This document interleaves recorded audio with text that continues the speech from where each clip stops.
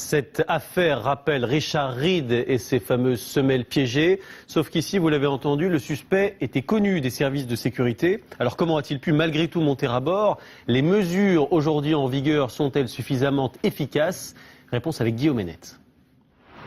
Avant de monter dans l'avion, une première fois à Lagos, puis à l'aéroport d'Amsterdam, le terroriste présumé a subi les contrôles de routine, portique de sécurité, bagages au rayon X, rien de plus.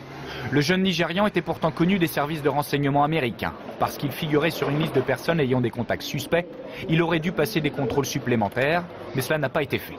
Aucune machine, aucun personnel n'a donc réussi à détecter que la poudre qu'il transportait était explosive et que le liquide contenu dans sa seringue était dangereux. Un scénario qui montre les limites du système de sécurité actuel et qui rappelle l'histoire du Britannique Richard Reid. En décembre 2001, l'homme essaie de faire sauter le vol Paris-Miami avec un explosif dissimulé dans ses chaussures. Il n'arrivera pas à allumer la mèche avec son allumette, un simple briquet aurait probablement suffi. C'est la raison pour laquelle les briquets ont été temporairement interdits à bord des avions. Pour améliorer la sûreté des aéroports et des vols, les mesures s'accumulent depuis 2001. En 2003, le blindage des portes de cockpit est demandé par les autorités américaines. Objectif, éviter que des terroristes prennent le contrôle des commandes d'un avion.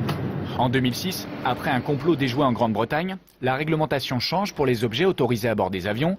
Les liquides, crèmes, gels et autres aérosols sont désormais interdits, sauf s'ils sont placés dans des récipients de 100 ml maximum. Si ce n'est pas le cas, ces produits finissent à la poubelle. Des mesures contraignantes qui s'appliquent à tous les aéroports du monde, mais qui n'ont pas empêché hier qu'un homme embarque à bord d'un avion avec un liquide dangereux dissimulé dans une seringue. Depuis Hawaï, où il est actuellement en vacances, le président Barack Obama a demandé un nouveau renforcement de cette sécurité aérienne. Et d'ailleurs, depuis la nuit dernière, à l'aéroport Roissy-Charles de Gaulle, les palpations corporelles sont désormais systématiques pour les passagers en partance pour les États-Unis.